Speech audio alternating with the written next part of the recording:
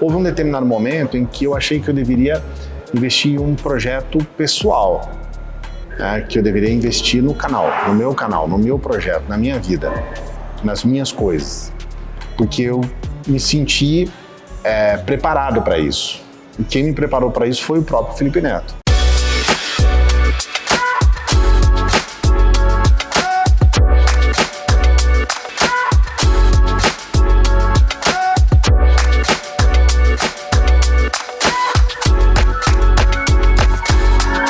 Seja bem-vindo ao Papo Nômade. Aqui cada conversa é uma viagem.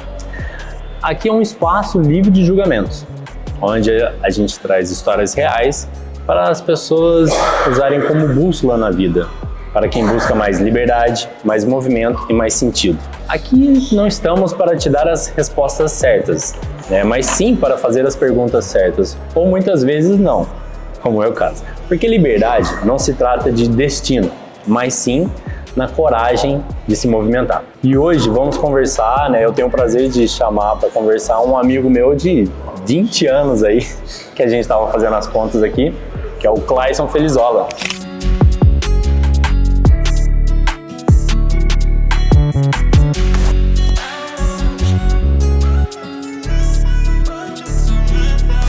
Clayson, primeiramente assim, muito obrigado por você ter aceitado o convite. O Clayson, ele tem a agenda aí bem agitada, bem corrida, nem fica aqui em Poços, né? Mas aí somos amigos aí de uma longa data, fiz o teste para ele aí de aceitar esse convite da gente bater um papo. Eu que agradeço pelo convite, é uma alegria grande aqui para participar desse projeto teu. Você é uma pessoa que eu tenho um respeito muito grande, porque é um profissional que eu conheci trabalhando junto, né? A gente trabalhou junto. Desde quando eu tinha 16 anos de idade. Vi o teu crescimento, vi o teu desenvolvimento, vi que você hoje é um homem que conseguiu não só uma experiência, né, mas como uma expertise, né? Hoje você conseguiu chegar num patamar muito bacana e fico feliz com esse projeto, quero que ele dê muito certo, estou aqui para desejar que arrebente mesmo, você merece. Assim, a ideia do podcast, né, ela surgiu de um empurrãozinho da Mara, você conhece muito bem, né, nossa amiga. Sim. E era um projeto que eu tinha na gaveta aí há uns 2 anos parado na gaveta, sabe? E então assim, e eu vi também, você falando de trajetória, né? Acompanhei a tua trajetória desde quando tinha agência em Andradas, agência de marketing. A gente fez vários trabalhos juntos. E você foi migrando, né, Clayson? E isso eu sempre achei legal, porque tipo assim, todas as áreas que você foi migrando, você só foi crescendo cada vez mais. Então, da agência, depois virou para parte de jornalismo, foi aqui em Poços, cara, para mim, né, melhor jornalista daqui de Poços e da região. E aí depois você foi para a parte da mídia social, né, para as redes sociais e cresceu e hoje trabalha mais com isso, né? E assim, bom, só para não dar um spoiler geral para vocês da vida do Clayson, mas só para vocês saberem que, tipo assim, o Clayson tem uma bagagem aí bacana, e nessa bagagem, cara, de tanto ele evoluir, crescer, e pensador pra caramba, filósofo, o cara perdeu todos os cabelos. De tanto que fica de cabeça quente, de tanto pensar muito, né? Pensar muito, mexeu muito a cabeça. Você tá falando, eu na verdade eu comecei com a mesma idade tua, né? Eu comecei no rádio. Você começou no rádio com 16 anos? Comecei no rádio com 16 anos. Ó, o Bruno trazia aí pra gente a nossa aguinha. Estamos aqui hoje, pra quem tá só nos ouvindo, vou contextualizar vocês onde estamos. Hoje estamos aqui na Casa do Colono.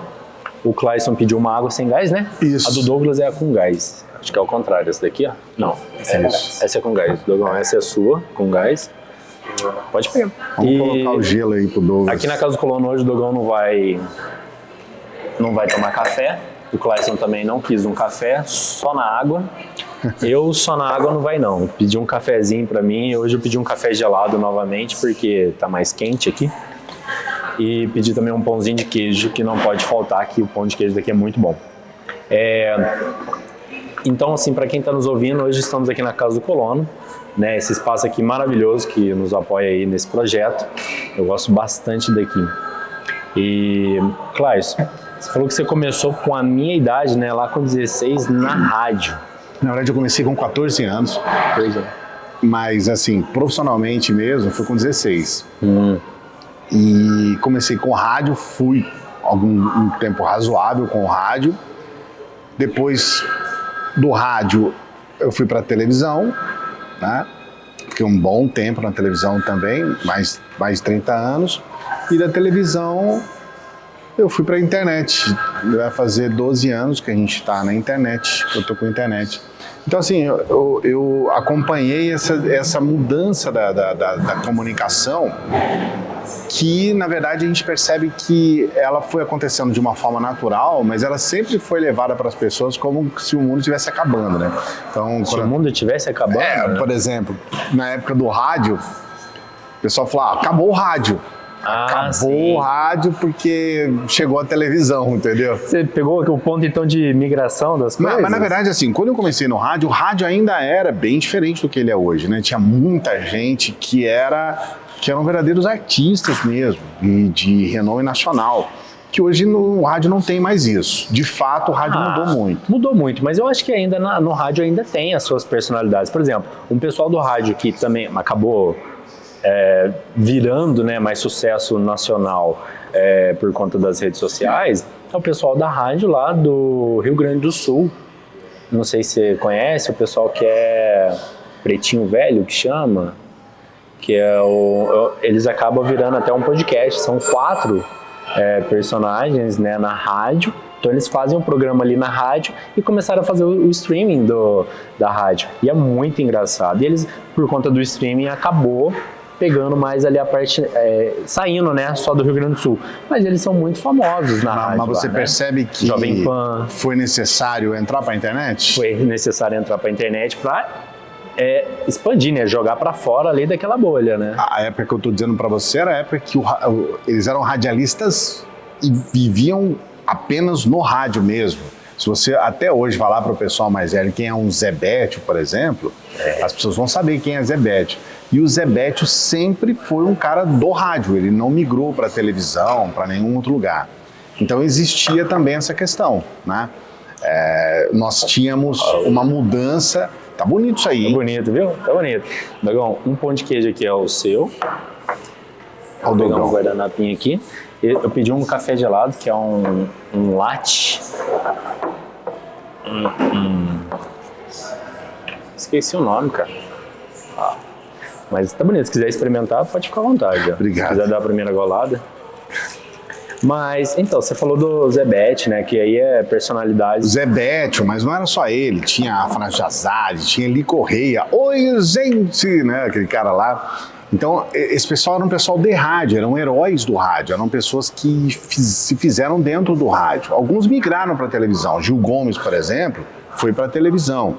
Alguns programas de rádio, que eram programas de humor... Tinha medo do Gil Gomes. Foi então, cara. Aqui, agora. E ele tinha umas histórias malucas, bom, né? Bem fortes. Era muito bom. E o rádio, hoje ele não é nem sombra do que ele foi, né? Hoje nem mais existe o rádio AM, né? Não existe mais. Foi banido, né? Hoje é só FM. Na época, todos esses caras eram caras de AM. E era muito comum você ouvir rádios. Eu, por exemplo, obviamente, eu sou flamenguista, né? Eu sou um cara de gente boa, né? Então, eu lembro de ouvir as rádios do Rio de Janeiro aqui. Vou pedir pra você não começar com isso, porque eu quero que esse vídeo viralize. Não quero perder a audiência, Vai ter muito flamenguista assistindo. Eu sou palmeirense, cara. Então, imagina que tristeza. Que tristeza. Que tristeza, né? Minha família inteira é palmeirense, cara. Meu pai é palmeirense, meu filho. E são gente boa, né? Eu conheço seu filho, sim. Treino com ele lá, é muito gente boa, né? Eu não vou falar. Não dá pra você ser perfeito, né, Cláudio? Pois é. E eu lembro que a gente ouvia os jogos do Flamengo pelo rádio, cara. O rádio do Rio de Janeiro a gente ouvia em Poços de Caldas. É porque as ondas AM era muito longa, né? Então, tipo assim, muita gente mesmo daqui de Poços, né? Por mais que a gente faça divisa com São Paulo, igual você falou, você é flamenguista, mas sou palmeirense, corintiano, porque a gente ouvia os jogos do estado de São Paulo, não ouvia os jogos de Minas, né? Sim. E eu ouvia os do Rio de Janeiro. Mas assim, também na época que eu era menino, né, era Zico, era outra coisa, né? Era um time campeão mundial, era uma outra Outro nível coisa de futebol, né? E aí hoje o rádio não é nem sombra do que ele já foi. Né? Aqui em Poços de Caldas, por exemplo, nós tínhamos rádios aqui, como por exemplo a Rádio Cultura, por exemplo. Era uma rádio que ela tinha um auditório. Os cantores, eles você não tocava um disco, claro que também existia isso, mas você não tocava um disco para tocar uma música, os cantores cantavam ao vivo, tinham orquestras, cara, tinham músicos. Então os programas de rádio eram programas de auditório, com músicos, com gente cantando ao vivo, tinha aquela coisa do cantor. Na época, né, nós estamos num local aqui onde tinha um cassino, né, fazia parte de um conglomerado de cassinos, e o cantor ele fazia o programa na rádio durante a tarde, começo da noite, aí no final da noite ele ia para cantar nos cassinos. Então isso é impensável hoje em dia, né? Uma rádio ter um programa de auditório que na verdade não era obviamente televisionado e tudo mais, né? O rádio, eu ainda peguei o final da década de 80, né? Que eu comecei em 85. Então eu peguei o finalzinho, mas assim, chegou a televisão com tudo e as pessoas falaram assim, cara, ninguém vai querer ouvir rádio agora, as pessoas vão querer ver televisão, cara. Porque ainda não havia muito daquela portabilidade, né? De você sair andando com o rádio, né? O rádio, principalmente o rádio AM, ele era quase o tamanho de um televisor mesmo. Ele era grande, né? E aí depois vieram os radinhos de pilha, e aí as coisas mudaram bastante. Aqui em Poços tinha uma personalidade que era o TKR, né? Sim, sim. Ele andava com o rádio na rua, né? Pendurado no ombro. Que nem era um rádio, né, Tati? Depois, aí assim, quando começou o negócio a ficar mais móvel, né? Aí realmente não se perdeu totalmente assim a conexão com a rádio, né? A rádio com a TV, por que você... depois das redes sociais e tudo mais, realmente achou que a rádio ia morrer e ela ainda está aí, né, viva. Isso prova mais do que nunca que existe público para tudo quanto é gosto. A mesma coisa foi dita com relação à TV. Com a TV, né? Quando entrou as redes sociais, né? A mesma coisa foi dita. A TV vai acabar. A TV ela teve que mudar, né? Mudar o seu jeito, porque senão realmente ela iria acabar. E teve que abrir um pouquinho as portas, né? Aquela coisa que era exclusiva, de que só eles produziam, só eles que entravam, era só aquele grupinho deles ali, isso teve que mudar. Porque começou a perder audiência, o povo de fora que tem, né, qualidade, conteúdo, mas não conseguia um teste, né? Não conseguia entrar, começou a ter voz, né? Começou a ter voz aí, e hoje em dia temos aí várias pessoas, inclusive você, no meio aí das redes sociais, fazendo sucesso e trazendo conteúdo bem relevante.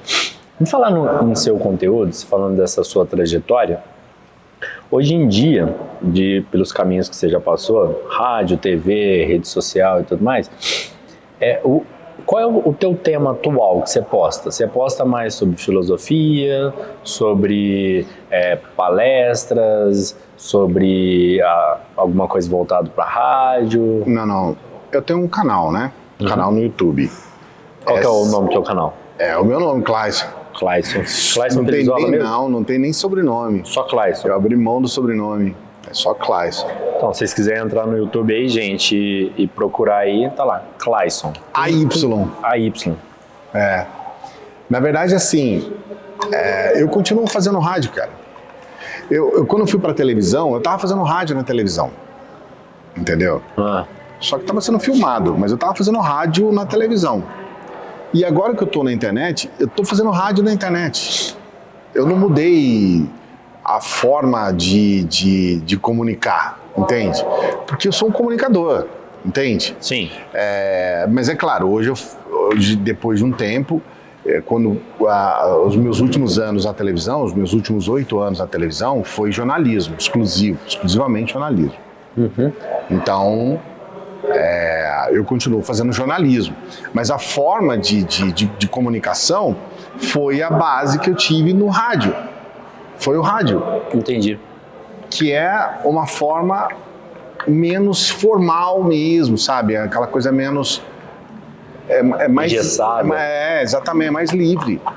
Então, eu continuo fazendo rádio. Eu nunca parei de fazer rádio, sabe? Rádio foi a minha escola, foi onde eu comecei. Eu era uma criança e o meu pai tinha uma loja de disco e eu sempre gostei muito de música.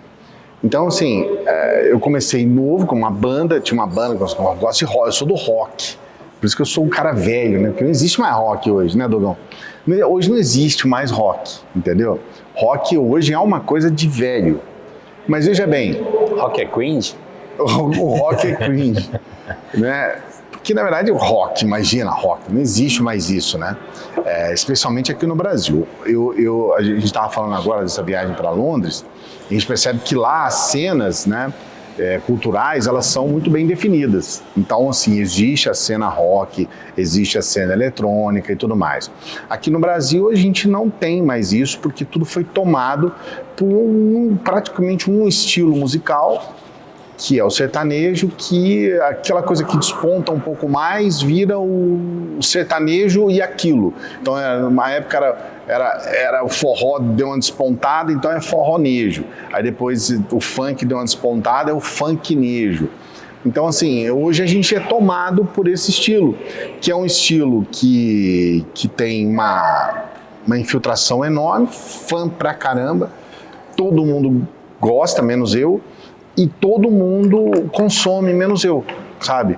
Então, assim, as pessoas acham que realmente esse é o caminho do país e vai nessa linha. A gente perdeu muito da nossa cultura em relação a isso, porque é um tipo de música, e eu não desconsidero que seja, que é muito fugaz.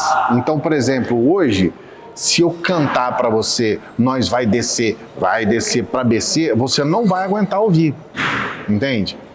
Agora, essa música, Descer para BC, ela foi uma música que bombou de uma forma tão absurda que ela foi praticamente a única música tocada por meses, em todos os lugares, 4, 5 vezes ao dia.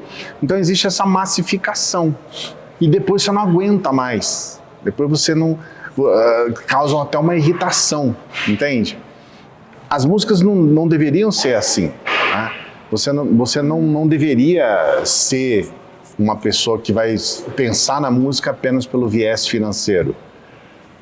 A passo que tem gente que acha que sim, que tem que pensar assim. É uma questão de opinião. Você acha que a música é só dinheiro?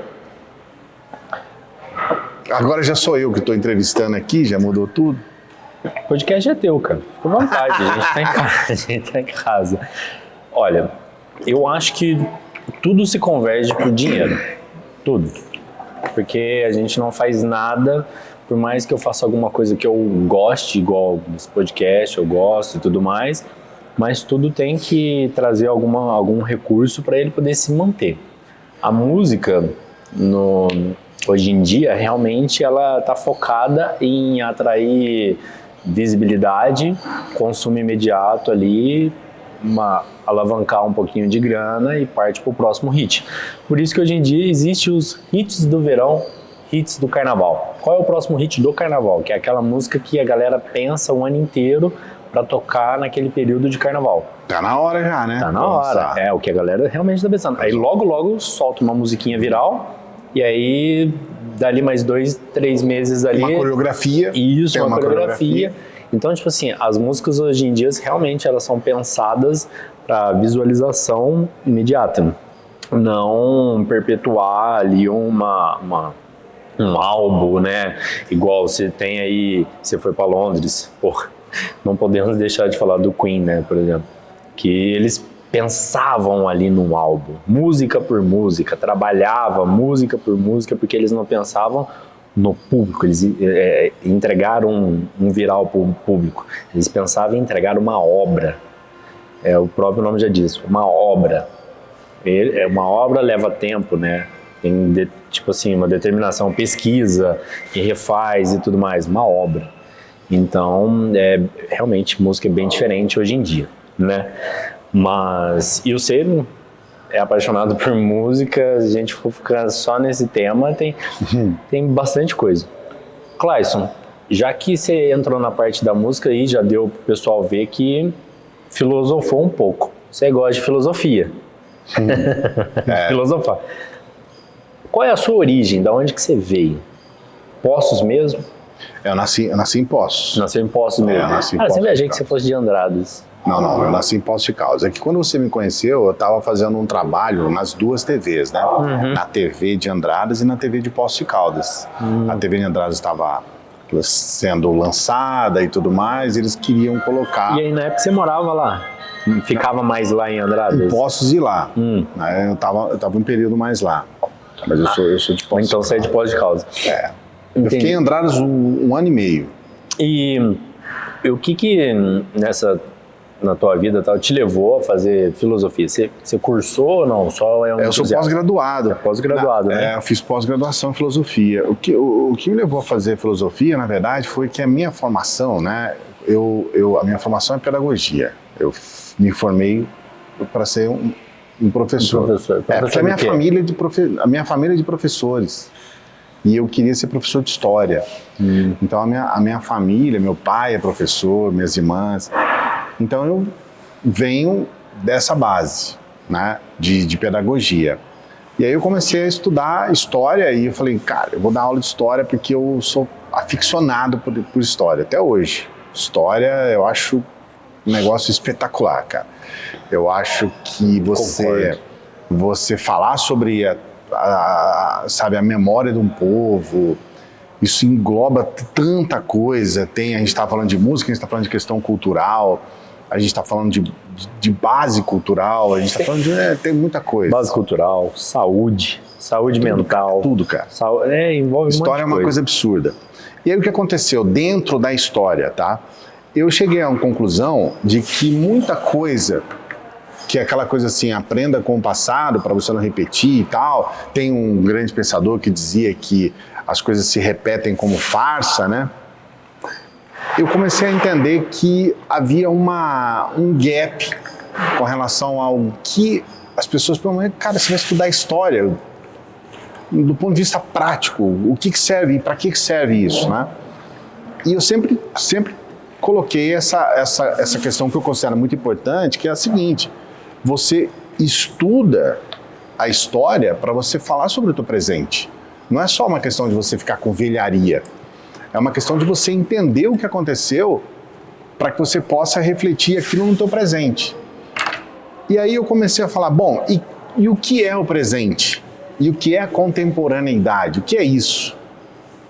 Porque se você parar para pensar, o que a gente falou sobre música no teu podcast já é história, já passou, já é história. Pelo tempo, né? Já acabou o assunto, já estamos falando de outra coisa. Então, quer dizer, a história, ela se dá no presente. A gente muitas vezes não tem essa ligação. Só que aí eu falei, bom, e o que é o presente? E como que a gente analisa hoje o presente? A filosofia, aqui no Brasil, principalmente, mas não só, a gente é eurocêntrico, né? Então a gente acha que a filosofia ela começa na Grécia, ela começa, que de fato, de certa forma, a base da filosofia vem dos sábios gregos, né? Platão, Aristóteles e tudo mais, Sócrates. Só que a filosofia, ela não nasce na Grécia de jeito nenhum. Existe uma filosofia que é muito anterior à Grécia, que é a filosofia oriental. Eu sou uma pessoa que faço meditação há muitos anos, há mais de 30 anos com certeza, né? 20, faz bem mais, quase 40 anos. E eu tinha um respeito muito grande pelos filósofos orientais, pela filosofia oriental como um todo, que é milenar. E aí eu falei, caramba, o que isso está se refletindo hoje, né? E comecei a me interessar também sobre aqueles que estão pensando o mundo hoje. Quando eu comecei a ter um contato com a filosofia, com os pensadores, eu falei, cara, eu encontrei o meu lugar. Eu falei, esse é o lugar que eu quero. Tá. é isso aqui que eu vou querer, porque eu vou passar uma vida inteira estudando isso e eu não vou ter chegado a talvez 5%, nem sei, 1% do que isso tem a oferecer. E você pode passar décadas estudando e você não vai conseguir. É humanamente impossível você conseguir chegar ao que é a filosofia. E aí eu comecei e falei, bom, então já que eu não vou conseguir entender... A filosofia como um todo. A filosofia, eu vou procurar focar em alguma coisa que eu possa ter um mínimo de desenvolvimento e que eu possa ter um mínimo de apreensão sobre o conteúdo. E aí eu comecei a me especializar na filosofia contemporânea, nos filósofos contemporâneos, que vivem e que entendem o mundo da mesma forma que eu. Eles estão aí respirando, alguns já não mais, mas eles estão aí entendendo o mundo tal qual ele se coloca agora. Porque, é claro, se você pegar um Santo Agostinho, por exemplo, que é um filósofo da Igreja Católica muito reconhecido, que falava muito sobre, que deu muitas bases sobre teologia, ele estava vendo aquele mundo, cara, daquele momento, que hoje como é que seria? Apesar de ser perene, o que ele fala não é datado, entende? Uhum. Mas eu falei, bom, com base em todo esse arcabouço, com base em todo esse conhecimento desenvolvido pelo ser humano ao longo de milênios, e partindo desse princípio, o que hoje uma pessoa agora estaria pensando sobre o que eu estou vendo, ou você ou nós estamos vendo? E eu falei, cara, filosofia contemporânea. Pô, esse troço é muito bom. E mas aí você usa essa filosofia associada ao seu trabalho atualmente para poder levar informação para as pessoas? 100%. 100%. Então você faz essa mescla? Eu nem faço mescla. O que eu faço hoje é 100% filosofia contemporânea. Tá. E dentro dessa filosofia contemporânea, você trabalha mais em qual viés agora? Assim, o viés é a filosofia contemporânea, certo? Tá, mas você tem um tema. Você não usa ele para tudo. Por exemplo, o teu tema é o quê? Político. E aí você usa parte da filosofia contemporânea dentro da política. O meu canal, ele trabalha com um troço que inventaram um nome em inglês, que eu acho... Mas enfim, é o que se chama de hard news. Esse é o nome. Hard news. Hard news. Que na verdade o que é? É aquela notícia do momento. Do momento que eu falo é do momento mesmo, sabe? Assim, da hora. Sim. É hard news porque é o que acaba de acontecer. Eu estou conversando aqui contigo e antes de vir para cá eu estava vendo o que estava acontecendo nesse momento no Senado. Eu estava acompanhando uma sabatina do PGR para poder falar daqui a pouco sobre o que aconteceu ali. Às vezes eu nem preciso esperar chegar até o final da sabatina para entender o que vai acontecer, ou seja, se ele vai ser reconduzido ao posto ou não. Então, eu estou falando de uma coisa, assim, 100% segundo do que está acontecendo. Esse tipo de trabalho de hard news é algo que vai até além daquilo que nós tratávamos como jornalismo até então, porque os veículos de comunicação, de maneira geral, eles têm um horário específico. Então, por exemplo, o Jornal Nacional é 8 horas da noite, 8h30, enfim. Então ele vai fazer uma compilação durante tudo aquilo que aconteceu durante o dia, vai fazer uma separação, né, daquilo que é o melhor, isso quem faz é o diretor de jornalismo, tem as reportagens, e aí ele vai elencar aquilo que ele acha mais importante para as pessoas saberem. E aí ele faz aquela grade de programação, mas... Aí ele tem um horário para falar sobre aquilo, que é 8h30 da noite. Tá?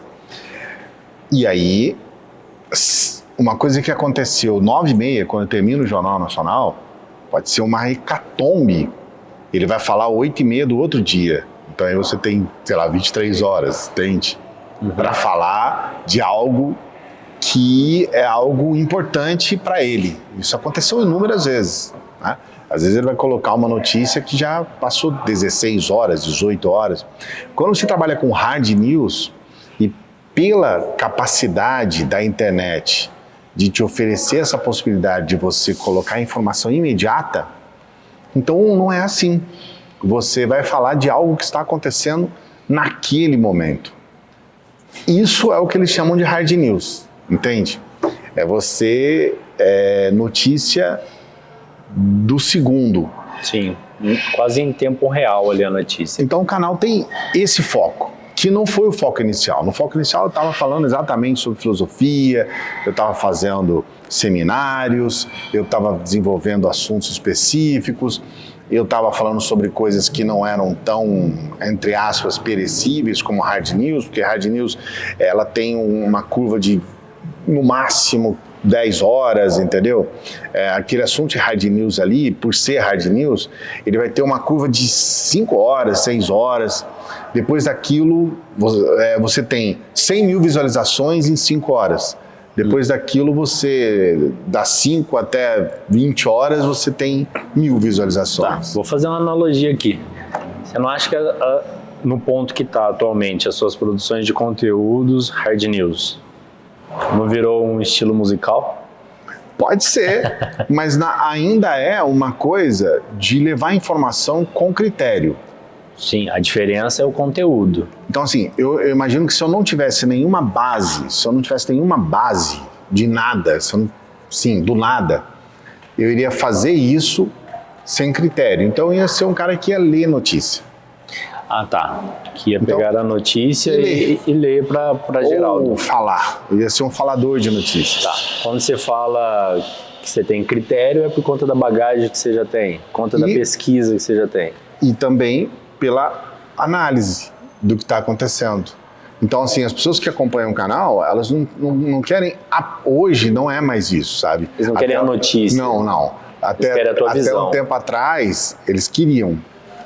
Hoje, eles querem alguém que vá explicar para eles o que está acontecendo. Porque se eu falo PGR aqui, muitas pessoas não vão saber nem sequer o que é PGR. Eu não sei o que é PGR e não quis me arriscar a perguntar para não estender muito o assunto, porque eu tenho mais perguntas para fazer que eu acho que deve ser mais relevante do que saber o que é PGR. Não é muito relevante saber. Se você falasse RPG, eu sei.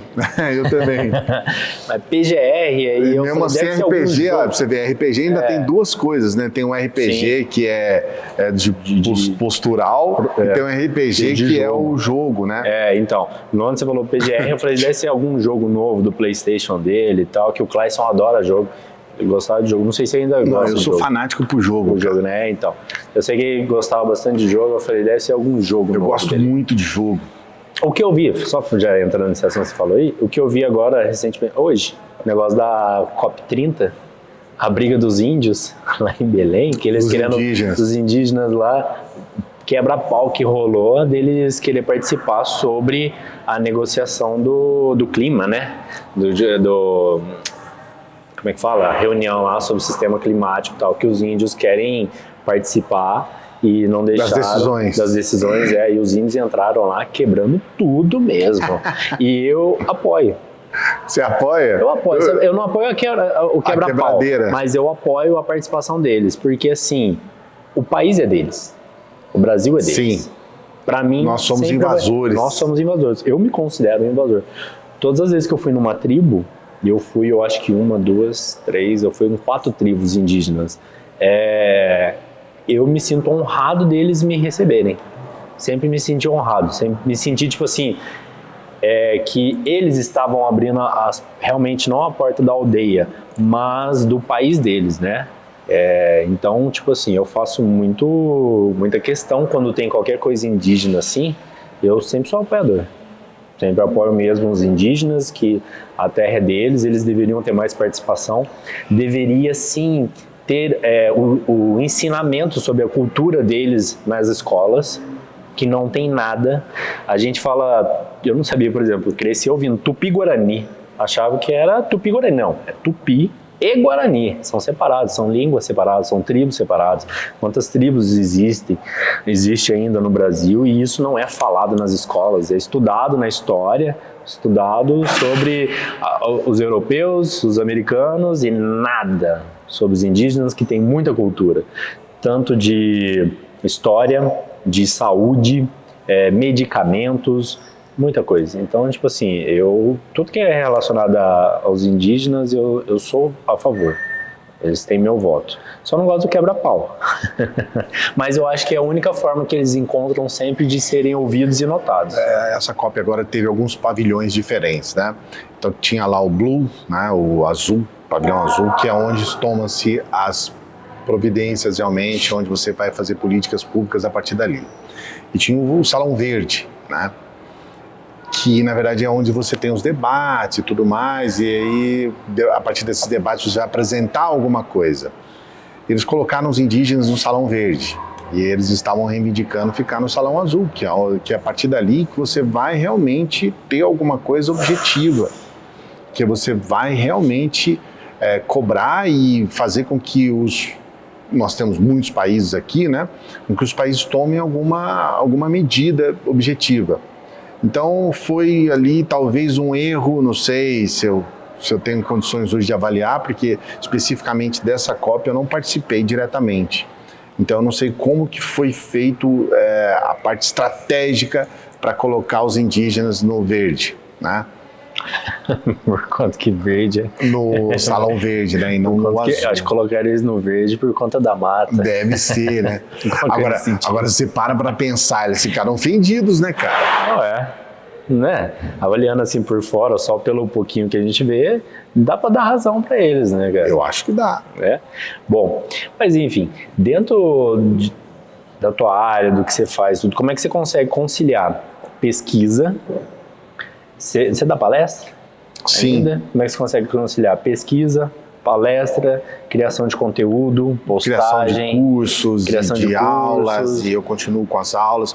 Na verdade, assim, cara, eu nem sei. Se perguntar como, aí eu já nem vou saber. De acordo com o Dogão, você não gosta de acordar cedo.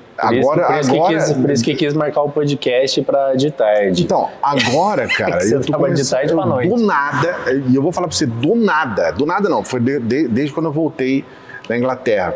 Eu tô começando a acordar cedo, mas assim, eu explico para as pessoas. Eu tô no fuso horário de lá. Eu tô no horário da Inglaterra, que é 4 horas, como as pessoas sabem, né?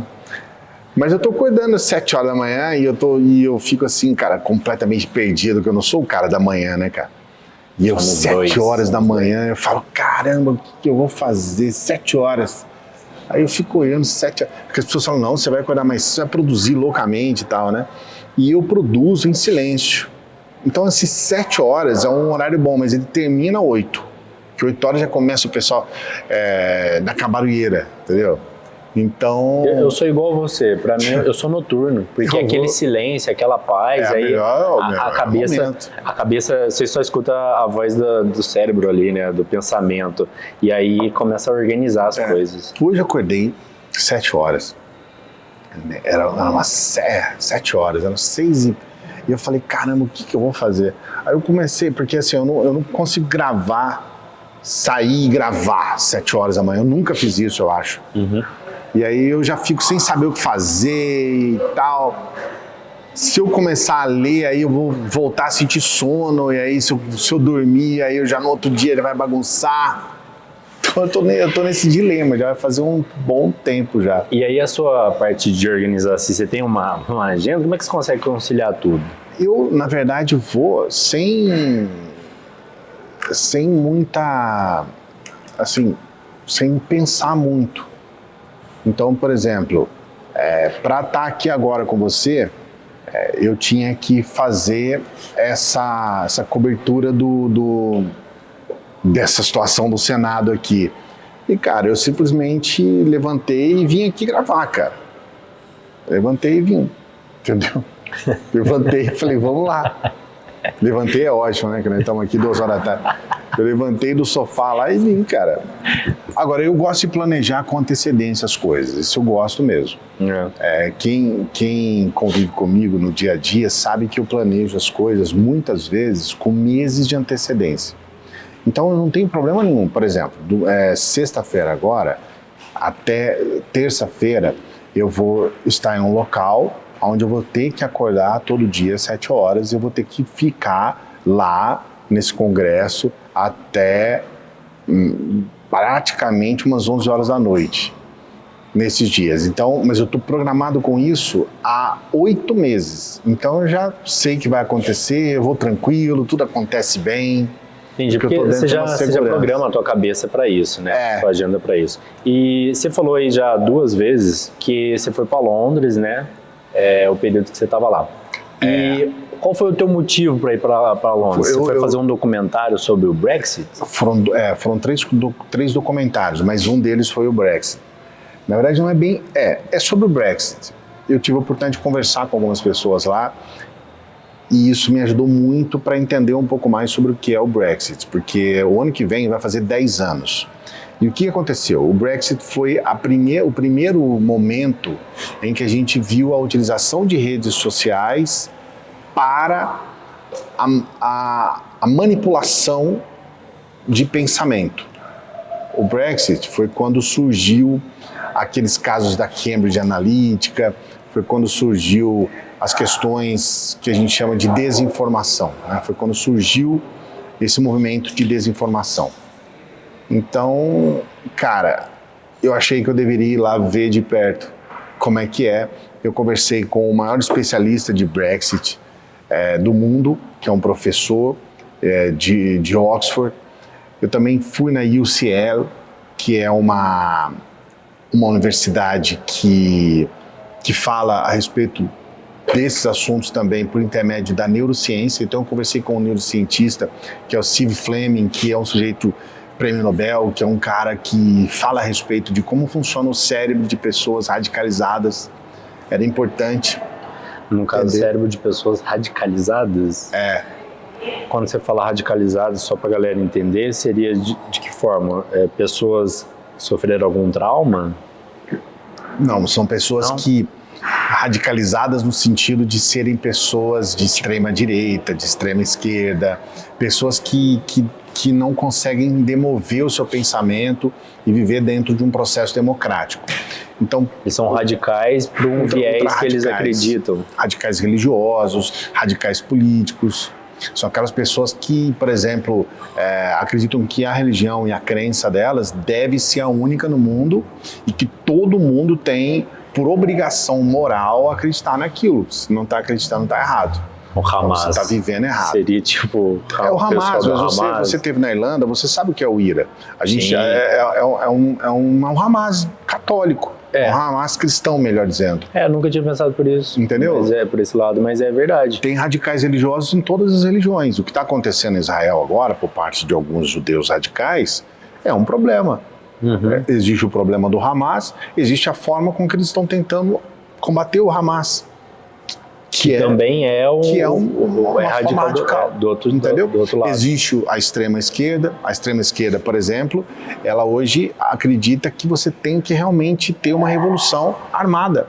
Então, assim, eu não quero matar o cara, eles dizem, mas se ele não tiver dentro de uma revolução do proletariado, ele vai morrer. Isso é uma extrema esquerda. A extrema-direita ela é mais vistosa, porque ela hoje está acontecendo com maior quantidade. Mas existe extrema-esquerda, existe extrema-direita. E esse sujeito, ele é um neurocientista que fez um estudo no cérebro dessas pessoas, um estudo científico do ponto de vista de levantar atividades cerebrais dessas pessoas que são radicalizadas. Então ele pegou grupos de pessoas que têm um pensamento radical e um grupo de pessoas que não tem, que não é radical, que não tem esse extremismo.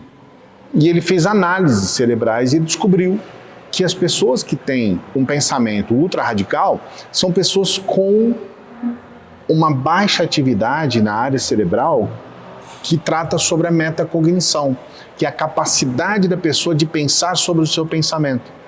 Ou seja, muitas vezes a gente conversa com pessoas que você apresenta uma série de situações específicas que poderiam demover essa pessoa de um pensamento. Fala, cara, o que você está falando aqui é mentira. É uma fake news. O que você está falando aqui não é verdade. A pessoa fala, não é verdade. E você está apresentando todas as evidências e a pessoa continua acreditando e ela tem argumento. Muitas vezes os argumentos são falhos, mas ela não consegue pensar sobre o próprio pensamento, ou seja, ela não consegue entender que ela está defendendo uma mentira, porque para ela é uma verdade. Entendi. Mas você acha que nesse ponto aí a pessoa ela tá cega sobre a crença dela? Ou realmente é uma questão de falta de informação? Cara, nenhum dos dois. Na verdade, ela não tem capacidade cognitiva para entender. Não tem capacidade? Não tem. Ela não tem. Por quê? Porque ela não tem uma atividade cerebral na parte do cérebro que trata sobre a metacognição, e ela não tem capacidade para isso. Então é isso que ele descobriu, então, que a pessoa não tem isso daí. Ela não tem uma atividade cerebral suficiente numa área que faz com que ela possa ter esse entendimento.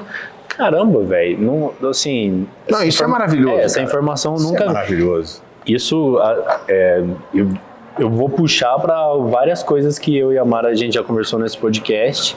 Que eu falei com a Mara sobre esse cientista. Porque muitas das vezes eu converso com a Mara e eu fico assim, descrente, como que, me relacionando com algumas pessoas, como que a pessoa não consegue pensar, e justamente isso está falando, tipo, pensar de que o que ela está fazendo ou o que ela está falando está totalmente errado e ela continua defendendo.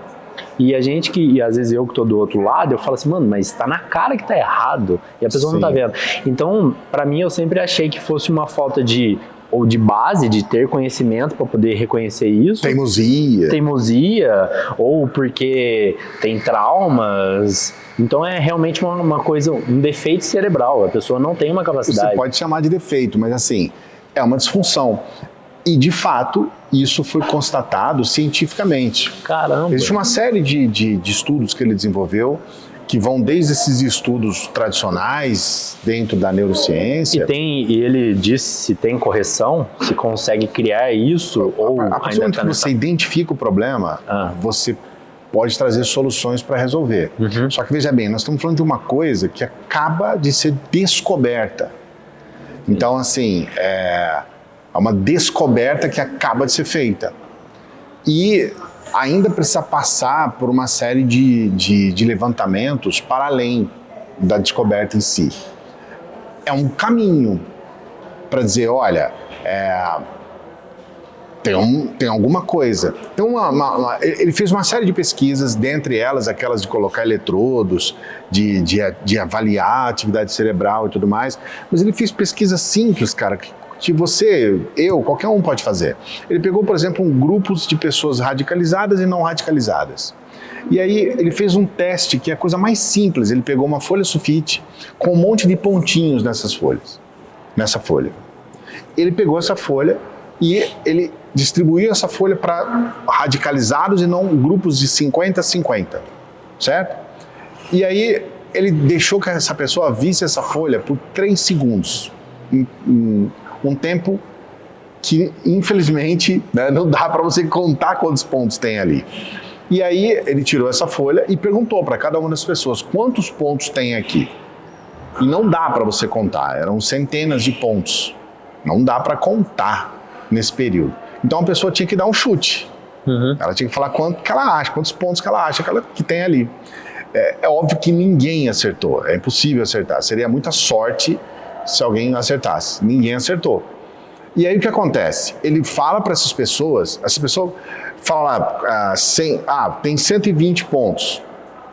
Ele falou, não tem, são 135, vamos colocar assim, tá? Ele fala que a pessoa errou e coloca a resposta certa para a pessoa. Depois ele repete esse teste. É o mesmo teste, só que com outra folha, com outros pontos. Olha para você ver a simplicidade do teste. Vários pontos. Mais uma vez, entrega essa folha para a pessoa, ela tem um contato de segundos, é retirado e mais uma vez é feita a mesma pergunta.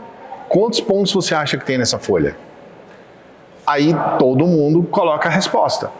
E aí é feita uma segunda pergunta. A segunda pergunta é assim, mas você tem certeza que são 130 pontos aqui? Se ela falou que são 130? Você tem certeza que são 130 pontos aqui? E aí acontece uma coisa assustadora. As pessoas não radicalizadas, elas falam, cara, não, né? Porque ela tem uma experiência anterior de que ela errou.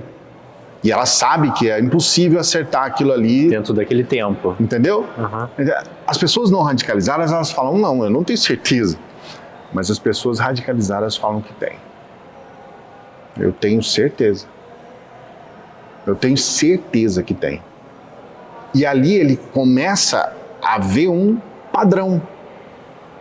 Ele começa a perceber que essas pessoas, e esse exemplo bem simples, é o que é a metacognição. É a capacidade de você pensar sobre o seu pensamento. Ou seja, a pessoa que não é radicalizada, ela vai entender que o pensamento dela não é capaz, a forma dela ali de fazer aquela análise, não é capaz de definir exatamente, entendeu? Uhum. Já a pessoa radicalizada, ela tem certeza, cara. Então ela vai falar aquilo ali, e não é só isso, ela ainda fala que tem certeza, porque ela tem a necessidade de afirmar de que ela está certa. Então, assim, esse estudo, olha pra você ver que coisa simples esse estudo, e ele traz uma série de comportamentos que mostram que realmente há um fato, existe um comportamento específico para pessoas radicalizadas.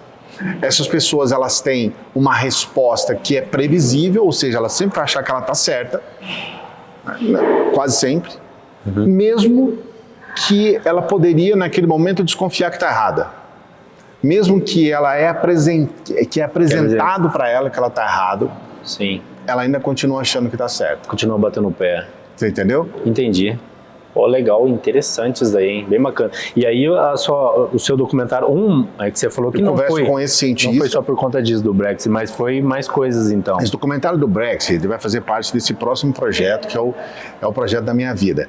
Eu quero pedir desculpa se alguém já ouviu falar que o meu último livro é o projeto da minha vida, porque eu vou sempre falar isso, entende? Mas esse realmente, cara, esse é mesmo, pô. Até sair mais um novo. Mas eu acho que cara, é uma convicção. E eu não estou sendo negacionista nem radicalizado. Mas eu acho, cara, que é a grande contribuição mesmo que eu vou poder oferecer pelo seguinte, porque reúne uma série de coisas que eu venho fazendo nesses últimos anos, porque eu venho acompanhando, por exemplo, os extremismos no Brasil. Desde quando eu comecei com o canal surge em função exatamente de uma resposta a um extremista.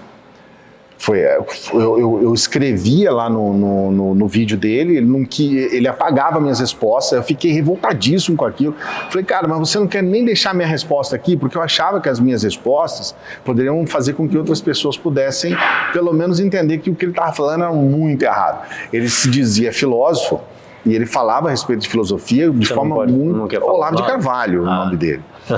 E aí eu falei, mas você não vai, agora você vai apagar minhas respostas aqui? E a gente já tinha tido embates no Orkut antes, era comum, ele já me conhecia, ele já tinha me xingado inúmeras vezes. E aí foi quando eu falei, então eu vou, se você pode fazer, eu vou gravar um vídeo para responder. Você e aí, cara, eu tava trabalhando na televisão, eu não tinha nenhuma pretensão. Eu gravei o vídeo, e esse vídeo foi uma coisa que eu falei, caramba, cara. Assim, o primeiro vídeo foi uma coisa de 20 mil visualizações, sabe? Eu falei, que isso, cara? O que aconteceu aqui? E as pessoas querendo mais, e as pessoas tal. Então, assim, desde então... Mas você não acha que, pelo outro lado, você não foi... extremo? Você não tem, às vezes, no seu pensamento, na sua visão, às vezes, não é extremista, que, por exemplo, esse rapaz do outro lado pode te achar da mesma forma que você acha ele? Olha, o que faz o extremista ser extremista? Qual que é o ponto que um extremista é extremista, né? Porque, veja bem, você pode discordar de qualquer pessoa. Sim. Isso não te faz um extremista. O que faz um extremista ser extremista? Um cara, por exemplo, de extrema direita, você vai conversar com ele, por que ele não é direita apenas? Porque se você olhar para o pensamento, você vai falar, isso aqui é um pensamento de direita. Por que é extrema direita? Onde é que está a diferença? A diferença está exatamente no momento em que ele não é apenas uma pessoa que defende o seu pensamento. Ele quer anular o pensamento do outro. Exige que o dele sobrepõe sobre qualquer um, né? Então, o cara de extrema-direita, se você olhar o discurso dele, ele é um sujeito que não aceita a convivência com o pensamento da esquerda. Entendi. Ele vai combater a esquerda em todos os momentos, em qualquer circunstância, ele não aceita. Se ele puder matar, eliminar, ele vai fazer isso. Né? Entendi. E você se considera como? Eu não sou um cara de extrema esquerda, né? De esquerda, de direita, de centro? Eu sou um progressista. Progressista? Eu sou um cara... Tô te perguntando porque, sinceramente, eu nunca me importei com essas nomenclaturas e nem busquei, assim, saber o que é extrema direita, o que é extrema esquerda, o que é esquerda, o que é direita, o que é centro, o que é retrógrado. Retrógrado? Entendeu? Não... por ser brasileiro, eu acho que o brasileiro, uma pessoa que é brasileira... Teria que saber? Ela, não, de jeito nenhum. Pelo contrário, né? Isso é uma coisa muito pessoal. É porque às vezes eu acho, tipo assim, por eu não saber isso, parece que pra mim deveria ser uma obrigação eu pelo menos saber disso. Mas... Não, cara, tá louco. Às vezes você só não tem interesse. Eu não tenho como se você começar a falar aí sobre um assunto que eu não domino e a gente não tem obrigação de saber. De forma alguma. Mas eu acredito que um brasileiro, por ser brasileiro e pela circunstância que é o nosso país, pelo que é o nosso país, ele tem um pensamento ultraliberal ou muito de direita, ele vai estar num espectro que quase sempre não é o espectro em que ele está incluído. Por que isso? Hoje, a direita aqui no Brasil, ela se subdividiu. Então você tem a direita que é a direita comportamental ou a direita de costumes, que é a direita conservadora. Então o pensamento conservador, ele é um pensamento que ele é um pensamento adequado para muitas pessoas. Não é errado você ser de direita, não é errado você ser conservador. Então o pensamento conservador, ele é um pensamento que eu acho interessante até, né? Que tem a base familiar, apesar de ser uma família nuclear, né? Que o homem, a mulher é submissa, a mulher fica em casa trabalhando, o homem sai para pegar comida, levar comida para casa, e ele trabalha, a mulher cuida dos filhos e tal. Esse é um pensamento conservador que eu acho que está um pouco distante do que é a realidade brasileira e mundial, porque hoje você tem muita gente que não tem essa capacidade, né? Sim. Agora, de certa forma, eu acho bacana se ele é um cara que pode sustentar a família e se a mulher, se a esposa se sente feliz nessa submissão, cara, para mim tá tudo certo. Não é crime, não é errado, né? É claro, se você quiser impor isso para uma sociedade, você vai ter que desconsiderar o fato de haver uma quantidade enorme de mulheres que cuidam de filhos sozinha, né, que tem que trabalhar e ir para casa, de homens que abandonam o lar, que faz filho e esquece que tem filho. Aí você vai ter que desconsiderar tudo isso. Uhum. Mas veja bem, para algumas pessoas, esse é um sistema que funciona. Né? A mulher é submissa e tudo mais. Agora, por exemplo, só aí a gente já percebe que existe um recorte. Você querer impor isso para a sociedade brasileira é um problema, porque aí você vai colocar as mães que não têm capacidade de ter uma situação como essa, ela precisa trabalhar, mesmo mães que têm um marido em casa e tudo mais, os dois precisam trabalhar, isso é muito comum, e você vai criar nessa mulher, ou às vezes até no próprio homem, uma situação que você fala, caramba, cara, que triste, né? Eu não posso eu não posso sustentar a minha casa, minha mulher tem que trabalhar, que ruim, né? Ou a mulher é a mesma coisa e tal. Então isso cria uma frustração, você não dá uma solução para a situação. Ao passo que qual é o problema, cara? Se você precisa trabalhar, você trabalhar, entende? Então essa imposição desse pensamento é um pensamento complicado. Ao passo que algumas pessoas podem dizer também que a aceitação de determinados comportamentos da esquerda também é errado. Tem gente que acha que a esquerda, que eles chamam de esquerda woke, ou a esquerda identitária, ela impõe comportamentos sociais que podem não ser adequados. Então, assim, muitas pessoas falam assim, eu não quero conviver com uma pessoa que é gay, por exemplo. Ele acha que deve conviver. Eu acho engraçado isso, mas em alguns momentos é até criminoso isso, né? Porque é um preconceito. Hoje em dia tem. Mas eu acho que, igual você falou, o extremo de cada lado é ruim. Você querer exigir que a sociedade volta a ser o que era antes, na época dos meus avós, não encaixa mais hoje em dia. Mas a liberdade também, muita liberdade se torna libertinagem, é o que eu vejo que é o que está acontecendo hoje em dia. Existe muito mais libertinagem do que liberdade, e isso vem sendo cultivado cada vez mais nos jovens, entendeu? Eu participei recentemente de um evento onde eu me senti um alienígena. Eu, com 36 anos, participei de um evento onde muitos jovens, vários jovens reunidos, eu olhei e falei assim, cara, a bagunça é o normal.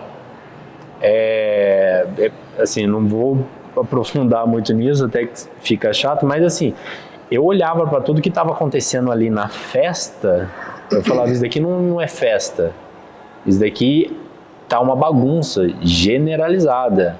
Não tem regras aqui. Parece que esses jovens estão vivendo numa sociedade sem regra alguma, e qualquer mínimo de regra que você jogar ali no meio vira uma bomba, entendeu? Vira uma bomba inaceitável. Então, assim, eu acho que não dá para ser rígido o tempo todo e exigir que seja o que era antes, mas também não dá para ser livre sem regras nenhuma, porque acredito que a sociedade sem regra, mano, vira uma coisa sem domínio, sem pulso, e é terra de ninguém. Então, assim, eu acho que tem que haver um meio termo, e aí é onde vem os extremos de cada lado, não permitindo um meio termo para nada, ou é 8 ou é 80. Então, assim, eu falo eu como pai, né? Eu sei que eu não posso educar os meus filhos de acordo com as minhas regras do meu pensamento, que eu gostaria que fosse como era na época dos meus avós. Minha avó teve lá 11 filhos. Nenhum dos meus tios e tias usaram drogas, deram problema ou levaram polícia para dentro da casa dos meus avós, mesmo eles sendo pobres. Meus avós não eram ricos, moravam em casa de colono. Entendeu? Os meus tios cresceram em fazenda, trabalhando desde pequenininho. As filhas ajudavam a avó em casa a cuidar dos irmãos mais novos. Mas eu sei também que eu não posso dar total liberdade para os meus filhos de que não posso pressionar eles porque senão eu vou traumatizar. Haja visto que quantas crianças eu venho conversando com a Mara, adolescentes com uma cabeça fraca. Ontem eu conversando com uma amiga minha, ela me relatou que a filha da amiga dela foi na faculdade com 17 anos para escolher o curso da faculdade que a mãe vai pagar. A menina entrou em crise e passou mal na escola, na faculdade, foi para o ambulatório, porque ela não teve a capacidade de escolher o curso dela, entendeu? Por quê? Porque a mãe escolhia tudo para ela na vida inteira. E quando ela se deparou com a primeira escolha da vida dela, ela não deu conta. Olha só para você ver como é que, tipo assim, a liberdade para fazer tudo sem deixar as crianças escolherem ou passar por um trauma, como afeta. Então, tipo assim, o extremo de tudo é ruim. Aí é o que eu fico pensando, não tô conseguindo ver que no mundo que estamos vivendo atualmente, se a gente vai conseguir achar um meio termo. Não vejo essa solução. Você está nessa área aí, avaliando mais essas coisas, você consegue achar que tem um meio termo aí? Eu fui expulso de 3 escolas. Expulso. Porque eu tinha muito problema de disciplina. Eu era uma pessoa que, por exemplo, eu tinha uma capacidade de assimilação ali mais rápida, e se o professor falasse pela segunda vez aquilo que ele já tinha falado, eu simplesmente, cara, eu não tinha paciência. Primeiro porque eu era uma criança, e segundo porque eu não sabia lidar com aquilo, eu tinha gatilho. Então, se uma pessoa chegasse para mim naquele momento ali, fosse me ver como eu era uma pessoa extremamente indisciplinada. Eu nunca fui desrespeitoso, eu nunca agredi um professor ou coisas assim. Mas eu era uma pessoa sem disciplina nenhuma. Eu não era um cara que as pessoas poderiam dizer que poderia sentar para ler um livro, por exemplo. Né? E hoje eu tenho não só uma disciplina de leitura, como eu me sinto forçado mesmo a ler, porque senão eu não consigo, aquele dia para mim não foi bom. Então, assim, isso é muito pessoal, cara. E a gente tem que tomar muito cuidado pelo seguinte, por exemplo, se você for numa festa, de uma, sei lá, de uma igreja, entendeu? De jovens que estão num seminário, a festa não vai ser igual a essa que você foi. Sim. Vai ser completamente diferente. E se você pegar um jovem que estava, ou um cara de 36 anos que estava naquela festa, gostando de tudo que estava acontecendo ali, e você colocar nessa festa, você vai ver crítica. Você fala, cara, eu não tô aqui para dormir, eu não tô aqui para... Isso aqui, o pessoal parece todo mundo triste aqui, tô fazendo né? Isso é muito pessoal. Então, o que está acontecendo hoje? Quando a gente fala de liberdade, você falou o termo liberdade. Liberdade é um termo que está sendo muito utilizado. Ele é slogan hoje de grupos políticos. Tá? Deus, Pátria, Família e liberdade. Eles colocaram um termo liberdade junto. Mas aí, quando você vai ver essa tal liberdade que eles colocam ali, você vai perceber que é um termo difuso. Não é uma liberdade. Ele defende a liberdade, mas não é bem uma liberdade. Então, o que está acontecendo hoje? Hoje, a gente está com a possibilidade de ter uma forma de entendimento sobre o mundo diferente.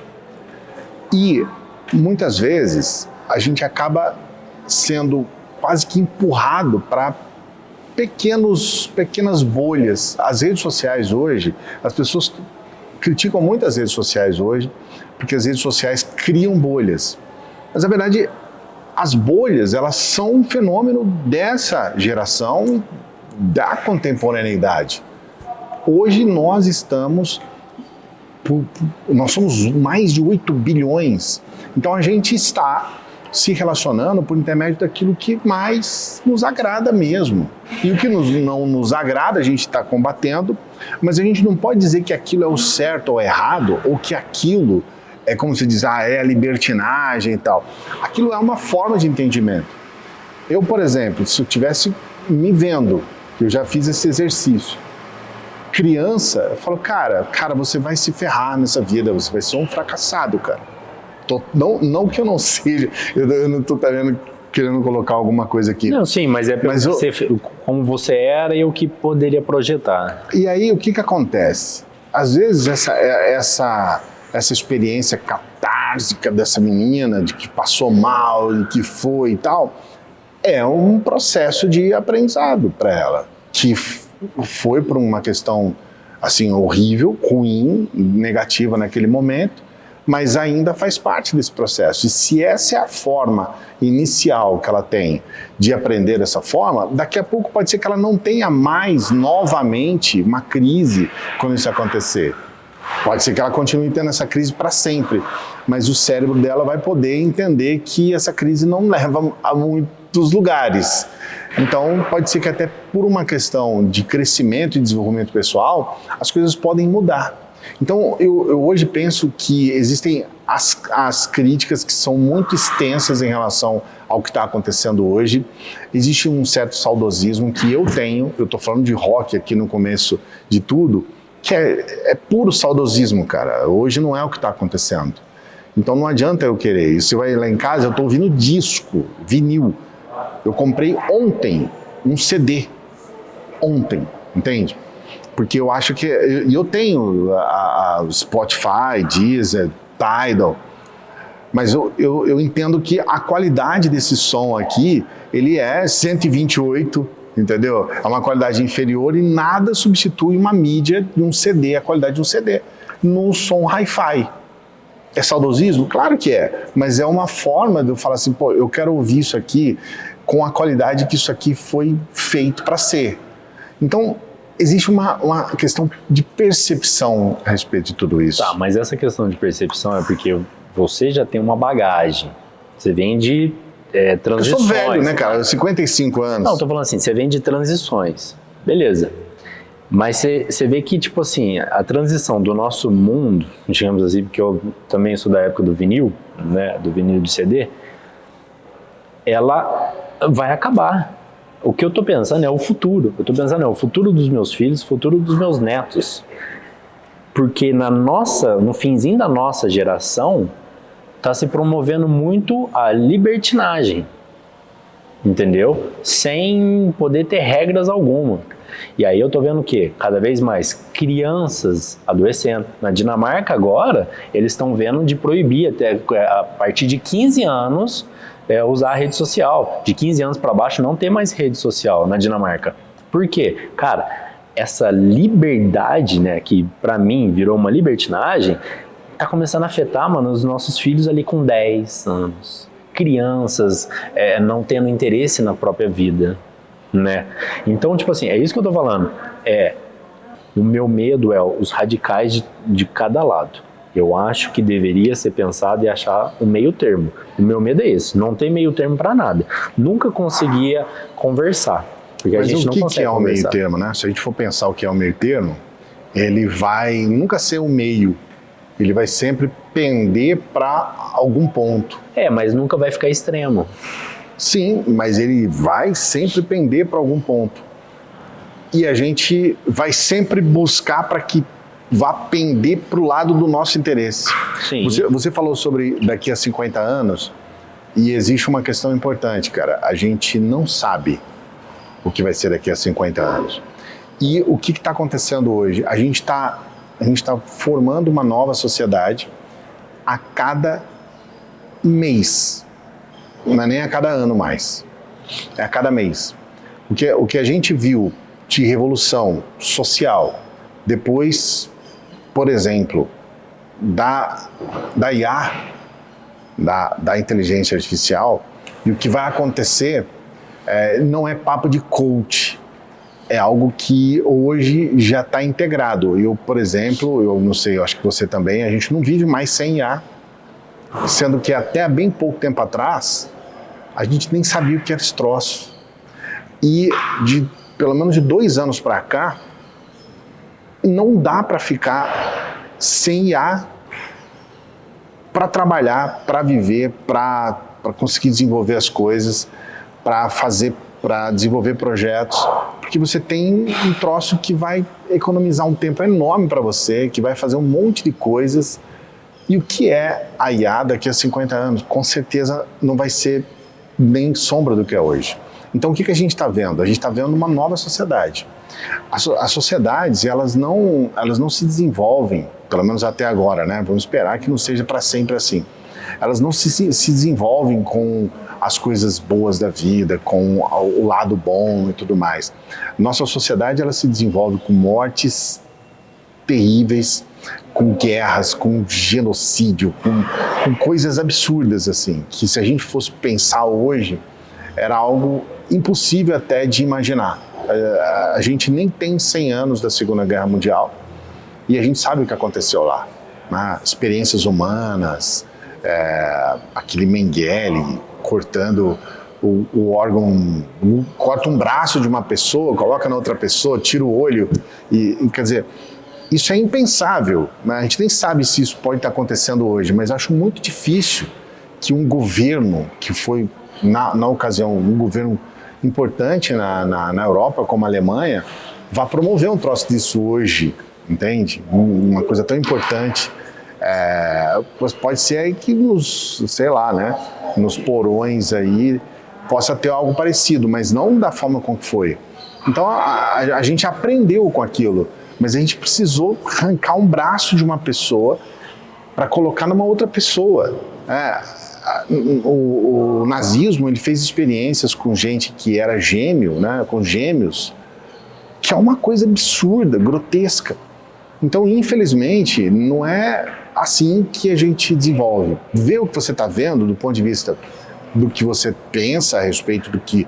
Porque o que você colocou aqui é um levantamento moral sobre o que você acha que deve ser, ou que poderia ser, ou que seria, entre aspas, o certo.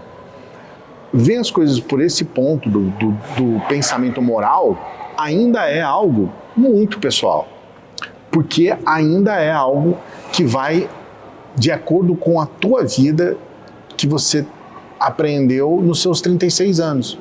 Então, assim, tudo que você viu na vida, todas as experiências que você teve, todos os livros que você leu, todos os lugares que você foi, todos os filmes que você assistiu, todas as pessoas com quem você se envolveu, relacionou, os amigos, relacionamento afetivo, tudo aquilo que você viveu fez com que você tivesse um pensamento moral a respeito disso. Isso delineou o teu cérebro e a forma tua de pensar sobre o mundo. Você está errado? Se uma pessoa te disser isso, essa pessoa está cometendo um crime contra você e contra ela mesma. Em chegar e falar que o teu desenvolvimento moral está errado ou também está certo. A pessoa pode dizer, não, eu me identifico, você tem razão, eu te dou razão a isso. Ou ela pode dizer, não, cara, eu acho que isso aqui você está exagerando, não é assim e tal. Mas mesmo assim a gente ainda vai estar numa questão pessoal. Uhum. O que eu penso dessa forma, não significa que eu sou extremo e não aceito o outro lado. Você definitivamente não é extremo. Isso aí eu posso dizer. Aí eu já estou falando porque não é por essa conversa aqui. Eu conheço você, nós somos amigos e tudo mais. Então eu sei que você está muito longe de ser um extremista. Mas ainda é um pensamento.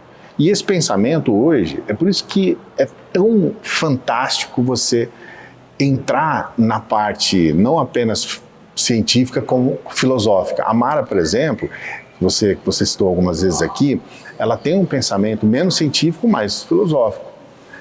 Eu procuro balancear isso, mas eu tenho um pensamento talvez mais filosófico também, talvez seria mais na linha da Mara.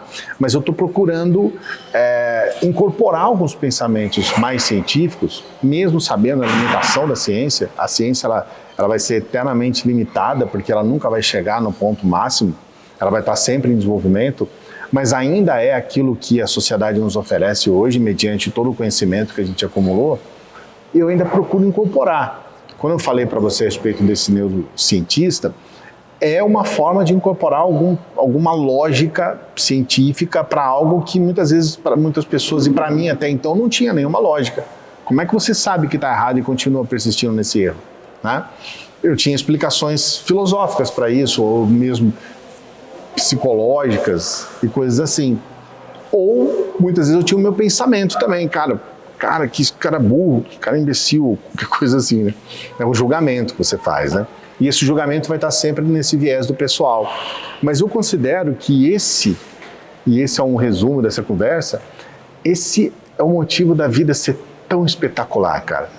Esse é o ponto da vida ser tão maravilhosa, de ser tão bom estar vivo, de ser tão bom você entender, procurar entender e procurar dar um sentido para a tua vida. Você nunca vai dar um sentido para a vida do outro. Isso nunca vai acontecer. Você vai chegar hoje lá numa biblioteca e você vai ver, ou numa livraria, e você vai ver assim, milhares de livros que eles chamam de autoajuda, né? Você vai ver milhares de livros que querem dar um sentido para a vida, seja do ponto de vista religioso, seja do ponto de vista psicológico, filosófico, qualquer coisa. Mas esse sentido é muito pessoal. É você que realmente vai dar. Então, assim, é interessante como que a gente tem visto uma sociedade evoluir ou involuir, mas sempre a gente vai acabar focando na questão do indivíduo. Essa situação do indivíduo ainda é muito levada em consideração para que a gente possa falar sobre a sociedade e sobre a humanidade como um todo. A humanidade ela não é um reflexo de um indivíduo, ela é um reflexo de um conjunto de indivíduos que muitas vezes se assemelham aqui e ali, se identificam aqui e ali, mas cada um está dentro do seu próprio corpo. A gente vai ter que arrastar o nosso corpo para sempre. A gente foi jogado aqui nessa existência, a gente não sabe por que a gente foi jogado aqui. A gente busca explicações mirabolantes para isso. Existem muitas pessoas com muitas interpretações sobre o motivo que a gente foi jogado nessa existência. Mas absolutamente ninguém pode cravar.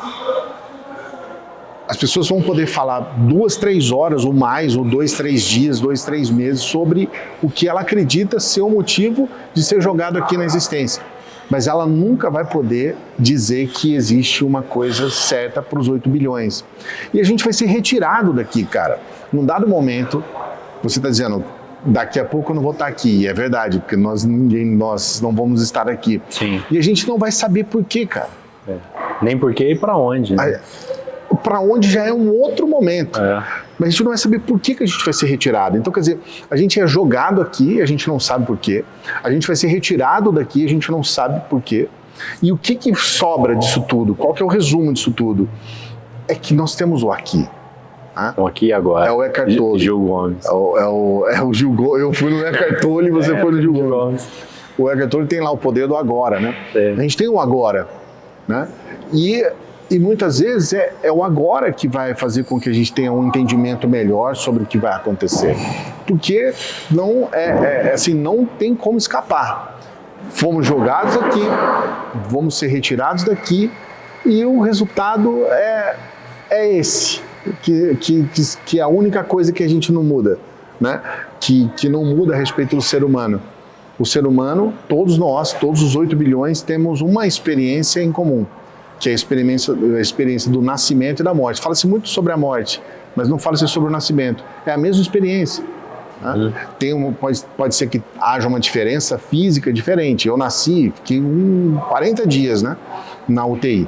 Eu quase não nasci. Eu nasci, mas eu quase não A experiência de vida de cada um às vezes é diferente, né? É diferente, mas ainda continua sendo uma pessoa que foi jogada aqui nessa existência e que vai ser retirado, entende? A forma de entender isso e a forma de apreender sobre o que é a existência, ela é individual. Ela é extremamente individual. E esse que é o ponto, é isso que faz a vida valer a pena. A vida, assim, ela é charmosa, fantástica. De vez em quando a gente dá aquela recaída, né, tal, acaba perdendo um pouquinho o gosto, né, da vida por conta dos tomos que a gente leva, mas é como igual a tempestade, né? Não teve nenhuma tempestade que durou para sempre, né? Toda hora, uma hora a tempestade passa, vai embora.